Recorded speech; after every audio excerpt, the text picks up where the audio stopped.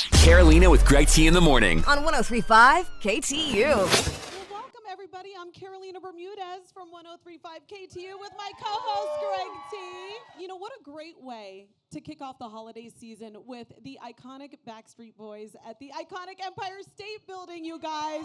Thank you. Awesome. Unbelievable. Now, this is the album that we have been waiting for. Tell us, what was the conversation like when you decided to go ahead and get it done? This has been something we've wanted to do our entire career.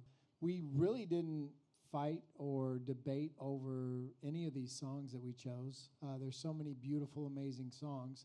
But all the ones where we all voted on those are the ones that made the album.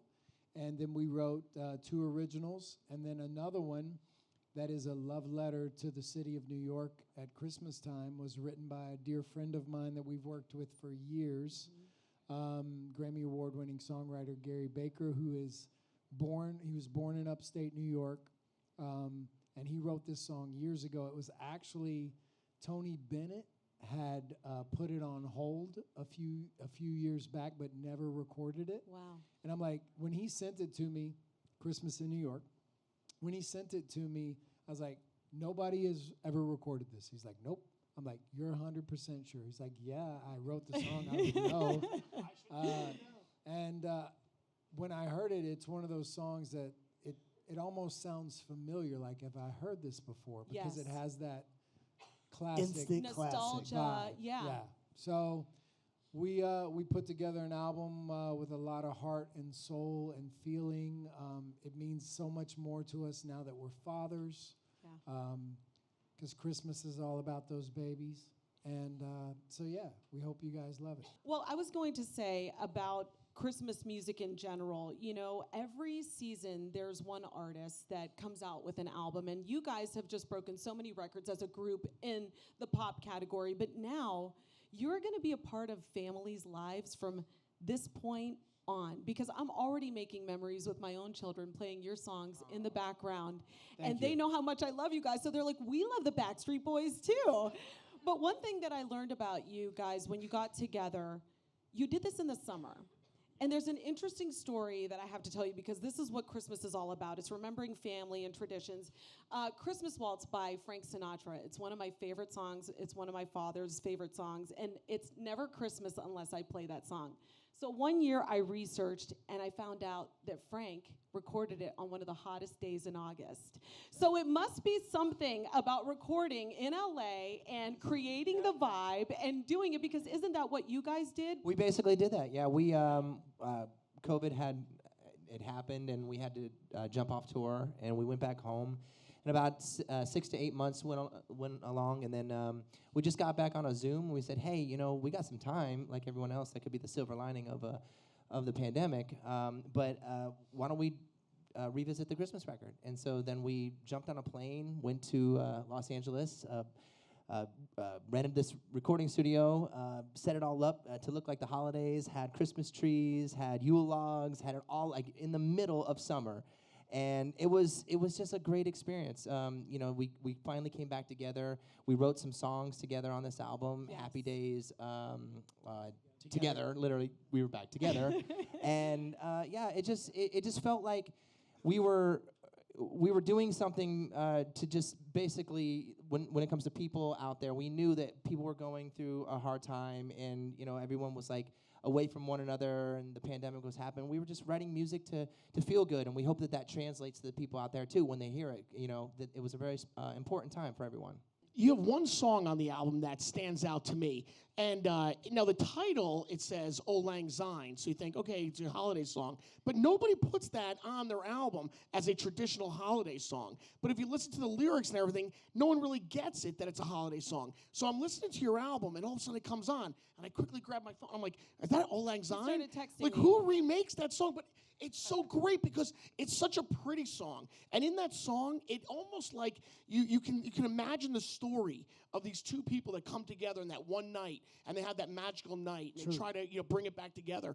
But it's so pretty, and you guys really did such a great job with that song. So I want to know who's the clever one of the group that brought that to the table. There's only one. There Brian's can only be one wife. clever one. Who did Brian's it? wife. None of us. Actually, it's none of us. It was actually my wife's idea. For real? Yeah, it was my wife's idea. Unbelievable. She's and the fantastic. cool thing, I What a think, great- no, I what a think great- she's fantastic. I'm She's a saying, what a fantastic great woman. idea. So clever, so clever. Well, the cool thing about that whole song in general is they call it Christmas adjacent, okay? Yeah. Because the story takes place during Christmas time and New Year's Eve, but it's really not a Christmas song. So the really cool thing is I was in the kitchen, my son and my wife were in the den, and they were playing the Dan Fogelberg original song that came out in the late 70s. This was a song that actually Howie, myself, and Kevin grew up listening to our entire lives. And it takes us back. Kevin talks about the story about going to our grandparents' house, being stuck between his two big brothers, and he's listening to this song on the radio because it's like, met my old lover in the grocery store. It's like it tells a true story about something that happened. And the cool thing about it is that actual story happened to me. Like when I left from the Backstreet Boys to come back home, I actually ran into a girl named Carrie who we used to kind of have a thing. Don't tell the press. Carrie? Oh my God. No, but she was like an ex-girlfriend, and she saw me, making it, and it was just kind of that she spilled her purse and it's a true, honest to God story of something that happened in my life. And when my wife said, hey, you should re-record that, I immediately text Kevin and I text Ron, our manager, and I sent them the original track. And I said, hey, how about making this a Backstreet Boys song? And when we took it to our team, they listened to the original demo, and they were like, I don't know if that's possible. Because that's difficult. It's difficult to do because the original is so special to me. Right, and not many people, if anybody, I can't think of anybody that's I don't redone know that anybody song. that's redone Right. I had never heard the song in my entire life. For real? I had no idea what we were singing. I was like, what is this song? I knew of Dan Fogelberg, but I had never heard the song. And now it's become, honestly, one of my favorites on the album. It is. You got to tell because- about the Well, story. so I was on FaceTime with my family, and my mother-in-law never, ever comes on FaceTime. She doesn't like to be on camera. And she popped in the kitchen. She goes, I just have to say thank you for doing that song. I'm like, what song? She goes, Same Old Lang Syne by Dan. She's like, I grew up with that song. That's from my generation. And I'm like, cool. I have no idea. But it's definitely become one of my personal favorites. And even fans have actually said to us, they thought it was an original original. Backstreet Boys song. Oh, wow. It's Which not. that is It's so not. great. It's not. Because I'm telling you, because just the title, it says Old Lang Syne, you think, oh, it's definitely a holiday song. But no one really gets it unless you really listen to the lyrics and you follow it. And I'm telling guys, to me, I've always thought about it. Like one day I'll bump into an ex-girlfriend of mine. Am I going to have that kind of a moment? He dreams about it. He talks about it all the time. And his wife Altogether, hopes the he album's does. great. Altogether, the album's great. Nice. But that one just stayed in my mind, and really, you. Awesome. Well, That's it's awesome. nice That job. means a Nice lot. job. There's a clever line, and I think it's in one of your original songs, but who sings the line, I got your present right here? Because I love that. Is that Got line? your No, present that's right actually here. Who is it? that's actually you. That's wrapped in holiday cheer. That's your line. Is it AJ. me? That's Oh, you. Of I course was like, it's you me. know what? This one ain't gonna fit underneath No no tree. Of course it's me. Yeah. Oh man. Because Yeah, my it's love me. is too That is one of my big. favorite lines. In a I actually remember. That song is just I that will was one of take the credit for that originals line. that we wrote. I wrote that one. Yes. That was one of the originals that we He ended up did writing. actually write that. Now that I See, think I about it, you was did going write to say, you that. have to take Howie credit wrote for it because that it's so line. clever. Yep. See, actually, when we were in the studio, we were just trying to do like multitasking. So sometimes someone would be in the booth recording. A couple of us were actually writing at the same time and stuff like that. And so when we actually started writing on this song, we actually, I think, have really grown into a really unique dynamic with our writing nowadays. Like sometimes I think AJ and Nick are really fast at, spitting out great melodies. And then me, Brian, and Kevin are more of maybe per se lyrics and the editing of the finalizing. And I'll never forget when we were working on the second verse and they were, I think, going off doing something. I was like, oh, this might be a kind of interesting twist on the second verse. Well, So, I thank you. caught that, and I loved it. And it stayed. It's definitely sticking with me. Caught I that. do want to talk about Last Christmas. Congratulations, you guys. Thank It you. is Thank number one, and Thank you you. guys are crushing it. This is For me, it's such an iconic song, and I just found out that George Michael's family has just been so excited and happy about it that they tweeted about you guys. And Nick, I know you have a really special story about it. The song is so special to me. Like, I'm obviously a lot younger than the guys. No, I'm a little bit younger. And so when back home, when the radio and holiday seasons would start coming along, that was the song that was playing, and that was the song that reminded me of like, oh, it was like, this is like, Christmas is coming, you know, and so you know, that was the one I really fought for in the group. Like all the other guys voted, I said this is the one song I really want to sing. And yeah, so basically about a couple years back, my daughter, I had this little boom box, and I put Last Christmas Wham's version on it, and she was dancing to it. And she took her first steps, and she was literally like taking it and moving around and dancing, and it was like one of the best memories. And it was during the Christmas, so I'll never forget it. And that's one of the reasons I wanted to do That's that a nice moment. That's beautiful. Yeah. I was going to say, in regards to the post, it was funny because we were just in L.A. last week. I think we're actually taping Kelly Clarkson, which will be coming out before the ABC Christmas special in a week or so from now. Yes. But all of a sudden, I got a text from my sister, and I didn't know if it was for real or not, because my sister, first of all, I don't know how she even knows how to get on the internet, to be honest, and find stuff, but She's she one of found those. this post, and I was like, is this legit? I started looking to see if there's like a check mark, and sure enough, it was like the official George Michael estate, and I was like, I passed it on to the guys. I'm like, look at this. I'm like, that was such an honor to hear that they said that, you know, that what a great job we did and how George Michael would have been so proud, and that's very flattering to hear that. Really great. Unbelievable. Well, you do have a Christmas special coming up on ABC. It's going to be narrated by Seth Rogen, your friend. You guys Yes. called him Yes. back. Yeah. And, you know, Yes. favors in Hollywood, people always say, yeah, man, we'll hook up or whatever. But you guys really called him back on this favor. I actually reached out to Seth. Him and I stayed in touch after we shot the movie This Is the End. Yes. One of the nicest guys in the world. And he's a true Backstreet Boys fan as well. We And also did his charity before. we also did his charity for Hilarity, Alzheimer's as well. Hilarity Movie. for charity. And so we were talking amongst ourselves, trying to figure out who we could reach out to be the narrator. And he has such a recognizable voice. And I love his laugh. We all love it. we love the Seth laugh. Great impersonation. Thank you. So I reached out to him, and he got back and said, "Hey, if my schedule works out, I would love to do it." And it all worked out, and we just got to see the final rough edit of the actual special, because shooting it, we had one of the writers there doing his, voiceovers. Yeah. It wasn't Seth, but getting to hear him now on the special is just hilarious, and we have some amazing other special guests on the show as Yes. well. Yep. And it's a very heartwarming, fun, great special. We cannot wait for you guys to see. December 14th, 8 p.m. Make sure you guys write it down, DVR it, or watch it live if you can. Nobody does like live watching anymore, but hopefully they will do. for this. Oh, yeah. Oh, no, I'll I be know. there. I think your Yeah. fans will definitely show up for you for that. Greg T has a very important question to ask you, and he's very disappointed in some of you. That's right. You know, you cannot come to a holiday event without wearing holiday socks. So which one of you guys are wearing holiday socks? He said, or at your underwear, holiday but you event? don't have to do that. So mean, come let's on. see. No holiday No, socks. but I have a red and Guys, green yes, on. there Red and you green. go. You got the I got the red. You got okay. Yeah. I red got a and New York green. T-shirt on, though. Yeah, come on. Is There that you Darth go. Vader? I got Darth Vader. Darth Vader. I mean, you can't. You got to have holiday socks on, guys. Great Those are team. gonna dress Those the are part. actually cool. We dropped the ball on that, man. He had I'll have to pick expectations. some up for tonight. Man, then. We actually had to style ourselves today for this. Oh, well, you know what? You You know, did a great so- job. Mama thinks it's fine. Now, we have some holiday questions for you guys. All I right. have to say, you guys have been together for, more than 30 years, right? I mean, what is it? What's It'll be 30 collectively? years next year. Oh, 30 years, okay. Yeah, which is insane, and it's an absolute blessing, and we couldn't be more grateful, and hopefully we have 30 more years. But do you guys really exchange gifts with each other? Do you think, like, when you're, No. I was going No. to say, you No. guys don't do that. I heard No. Howie read gifts all the time. That is so not Howie, true. It got called out, and I did never do that. If I would have, it only would have been underwear and socks, and I would have given them to Brian because he's the only same size as me. So that has not happened, and I want to send it straight to the public. You're thinking of the planet. Hey, You're regifting. It's a good You thing. know, listen, you know what we give each other for Christmas is actually open days in the schedule where we can be home with our families. Space. That's what we Time give each off. other. There you Nice. Time go. off. Yeah, so get out of my face and don't be with your family.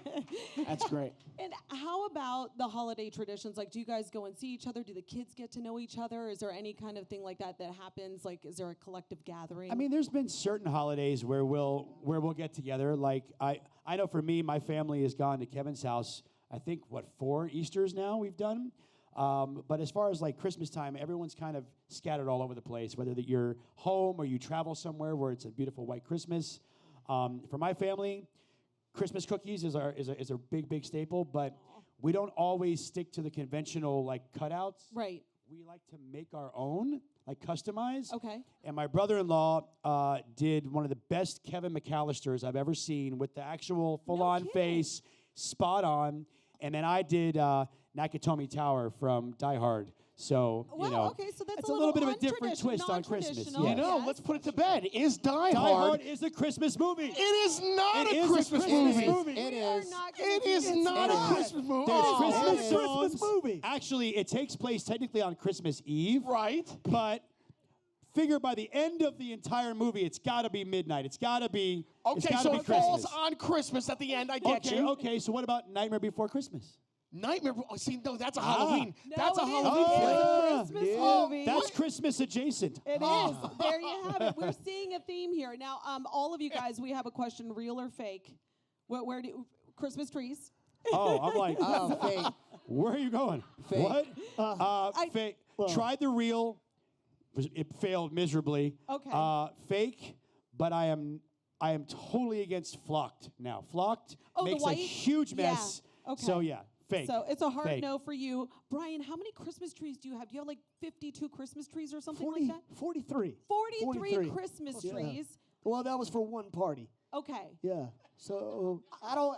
We're kind of busy this year, so I don't know if we'll have 43 I was this year. gonna say, But okay. We might have like 4. 28 this year. But, All right, but great. The answer, Kevin? the answer is fake. You go Fake? fake with the little pine spray so that you have that like Aw, scent. Like, get him a oh my Yankee God, Candle, it you smells guys. like Oh, Christmas. it's so nice. I was gonna say, do you have that pine tree thing hanging in the bathroom? You know, like the in the car. It's Or called it's an in your air car. freshener. It's called an air freshener. Well, you guys, we have listeners here who won their way in. They're the biggest Backstreet Boys fans, and they are so excited to ask you guys a bunch of questions, and we want to get to them right away. So I think I will start. Ladies first, absolutely. Actually, Greg T couldn't pronounce one of their names, so he That said, is "Will so you go wrong. first?" Why do you gotta do that? Let's start with Nicole Salvatore. Where's Nicole Salvatore? Hi, Nicole. She's like, right here. Nicole, yes, would you like to ask your question? Oh, I'll read it for you. Do you want me to read it for you? Okay. Nicole says, how do you handle frequent travel and being away from your family for long periods of time? It sucks. FaceTime is a blessing. Yeah. Yeah. That's Zoom, probably the hardest which is part of the something I'm job. sure everybody in this room wish we all invested in. Yeah, FaceTime has been an absolute blessing, but we also do have our families come out and join us as much as possible.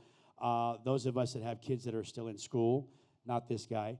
But you know, especially during the U.S. tour, we each have our own buses so that all of our families can try to come out around the same time.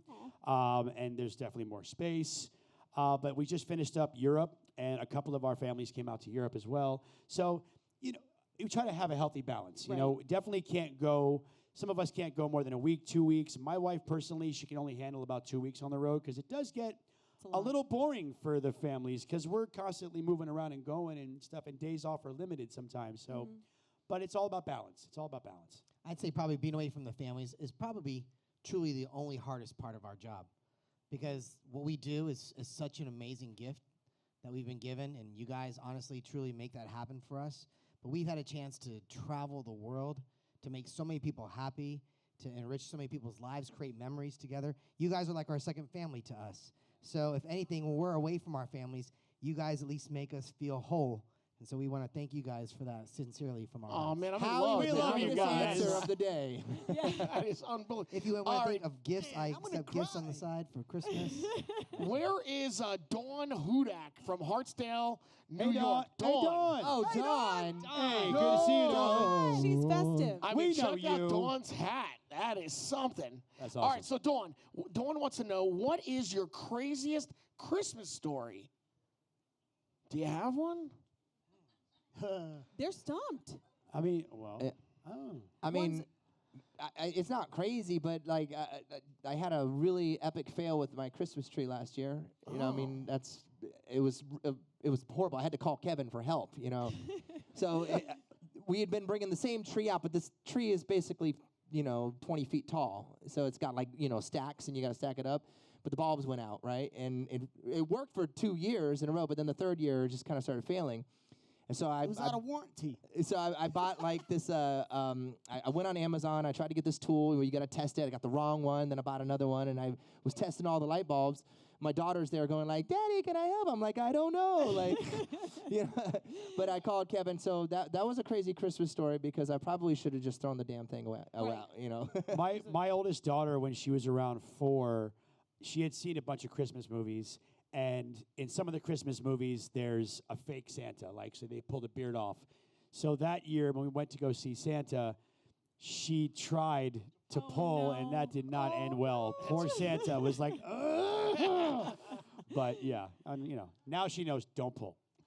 Well, now we have Erica Apionegi. Are you here? Say hello. Hi. Hello. Erica's from Woodland Park, New Jersey, and wanted to ask, what was the best advice someone gave you? Temptations, Ooh. man. Tell 'em. Yeah, you have to go back to what was it?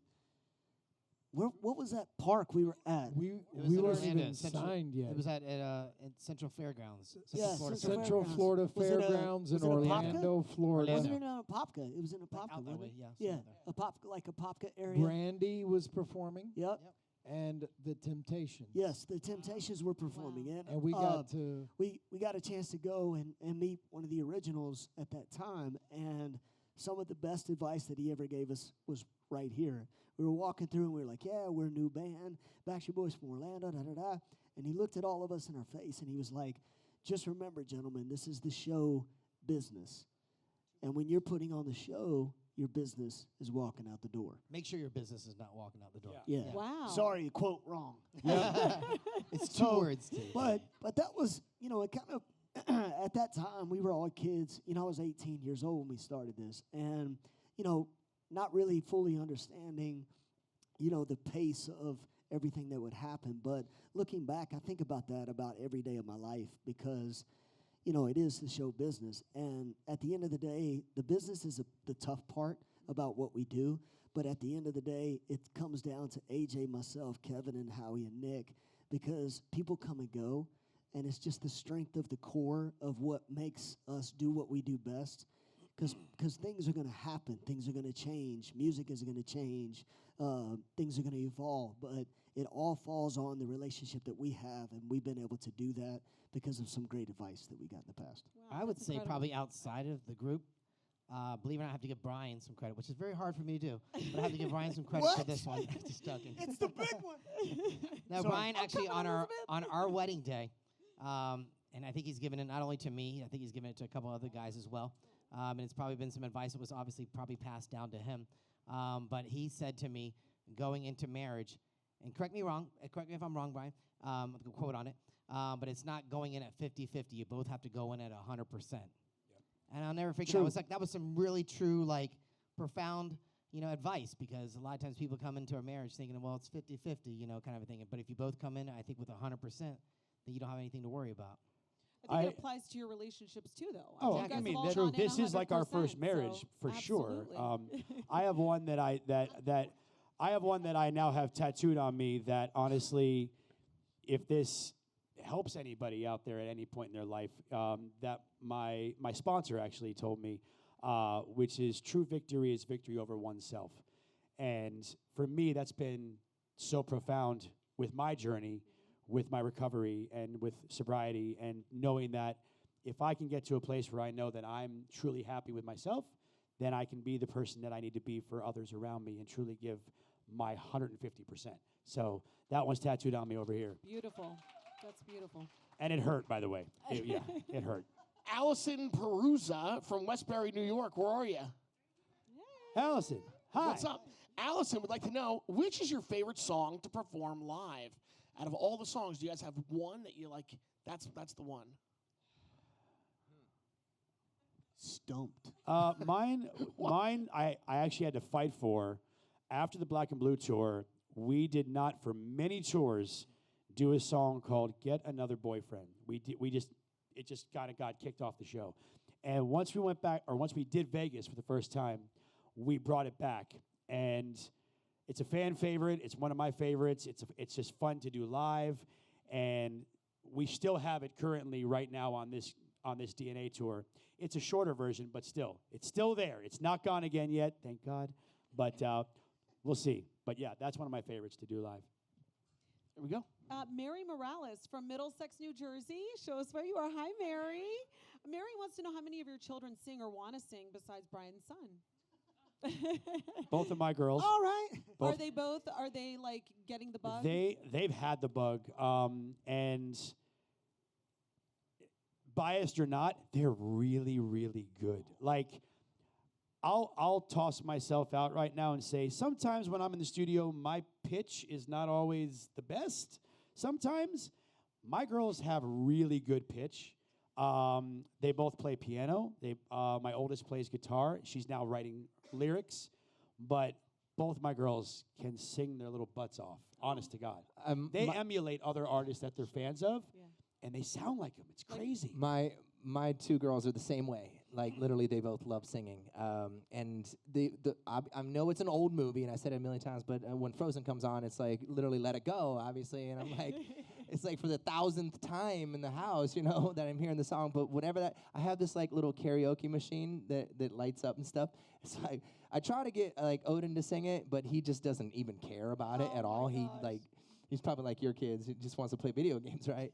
But the two girls, they'll be dueling off with their two microphones and singing to like Disney Plus. So it's amazing. Of my two kids, I would say my oldest one probably has a little bit of the bug, but he likes gaming too much. I don't think he'll follow through with it. He'll probably be more of like a gamer and computer technology person or something like that. But he's ever since he's been a little kid, he's always been in musicals at his school and stuff like that. Actually, he just he's 13 years old. Just now went to a new school that's 7th through 12th grade. And so he's in choir, and he told me, he's like, Dad, he's like, I'm cool with being in choir. He said, but I'm the youngest one there, so he's got like kids all the way up to like seniors. So there's like guys that are like the bass singers that are like 12th graders. But he's like, I'm with the altos. Oh, he's like, I'm like, his voice hasn't properly changed yet. Yes. So I said, don't worry, it's okay. Hey, we will eventually do right. It will. I sang soprano in high school choir. I got a question here from Anna Koenig. Anna Koenig. Hey. And Matthew. Hey. They are so excited to be here. Their question is, how does it feel to still be performing almost 30 years later? I think we kind of touched on that How does briefly. it feel? Right. Oh. No, kidding. Oh. Kind of hurts the bones. No, just kidding. No, just It kidding. feels great. No, I think it's a true blessing to, when you love something so much, you can never really call it work. We call this work because, it's a sacrifice, but at the end of the day, the smiley faces and the people singing every word of your song, it doesn't matter even if they speak English or not. You can be in a certain realm of the world and they don't know English and they're singing every word of your song. Like, that to me, like, how can you wake up on the wrong side of the bed and not think that that's a blessing? And so we're grateful. We're honored that people, give a care about the Backstreet Boys still after 30 years. And, what can you say? It's a wonderful life, and we continue to try to give back and hope that you guys enjoy the brand new Christmas record because that's what it's all about, giving back. I don't think you guys have ever been better. I think in this industry it's hard because like we're not supposed to be fans. You know what I mean? Especially like people like Greg T and I, where we work at Be Professional. Don't say Greg's that you a love huge him. fan. I've talked to him. Yes, exactly. Like But we did this- selfies in the back. He's like, don't tell anybody. Exactly, I know he's dying. But like I'm a this big past fan. tour, I saw it and I was blown away just by everything. I feel like you guys are just getting better and better. There's no limit to what you guys can do. So Well, thank thank you for giving us everything when you go out on tour. We're gonna finish up with this last question from Isabella Fatoruso. I hope I said that right. There's Isabella. Hello. Isabella. She's from Sayreville, New Jersey, and she wants to know what was the first CD you guys ever bought, and was it that particular musician that inspired you to want to sing? First CD. I'll start. It was Cassette. it was Journey. I rode to the record store at the time. I went to a used record store because I couldn't afford like new stuff. So I went and took my bike and sifted through all these different CDs because we had CDs at the time, just so you know. And Journey Frontiers, and it was Steve Perry, which was one of my favorite singers. And I remember that CD had a scratch on it, so it would skip at certain parts of the when I played it. Yeah. For me, it was definitely Michael Jackson. Yeah. I would say probably Off the Wall, since I'm a little bit older than this guy here. He probably was around Thriller. Yeah, but that's hit after hit. Yeah. That you can Yeah. listen straight through, and Yeah. that's Oh, yeah. just like a classic. Mine, the cool thing about mine, it was a 45. And I was so mad because my aunt's dog, her dog named Nugget, chewed it up and ate it up. Oh but it my was God. actually a Kool in the Gang. I don't know to believe It these was- stories or Cool in the not. Gang. I mean, No, No, I think it was a 45. Yeah, Yes. it was Kool in the Gang, the 45. And I mean, I used to love Kool in the Gang, and then went on to New Edition, like Mr. Telephone Man, like all that stuff. So that was mine. Prince. Oh, forget. It's only you only Yeah. need one word. That's it. Absolutely. Michael, My for name me. is Prince, the one and only. Mine is also Michael, but it was Thriller. I got the cassette tape, and my mom actually went out and bought me a red members-only jacket, and she made it all sparkled up for Halloween that year. She made me the glove, all of it, and I went as Michael to it was grade school, elementary school back then. So yeah, Thriller. And I thought you would have rocked went it. as Tito. A Tito? Yeah. Tito? No, just saying. Well, He's got the whole outfit. He went as Tito. you guys have been on an exhausting run. You have been promoting this album, and I just have to say, like, it's here. It's excellent. We love it. Thank you so much for spending time with us today. Everybody, get a very Thank you. Backstreet Thank Christmas. you, guys. Also, I want to remind everyone, December 14th, 8 p.m. on ABC, a very Backstreet holiday. Make it a part of your family tradition now. I'm telling you, you won't regret it. It's an amazing album. Thank you so much, guys. Thank you, We guys. appreciate Thank you, and iHeart. thank you to the Empire State Merry Building Thank you, today. Tom Pullman. Happy holidays. Yes, Tom happy Pullman holidays, you here. guys. Everybody from iHeart, we want to thank you guys for all the love and support of this record. Yes, You thank you. guys are truly making this True. a successful Christmas record for us, so we appreciate that. Thank very you. We much love from you. guys. Thank you. And you fans. We love you. Carolina with Greg T in the morning. On 103.5 KTU.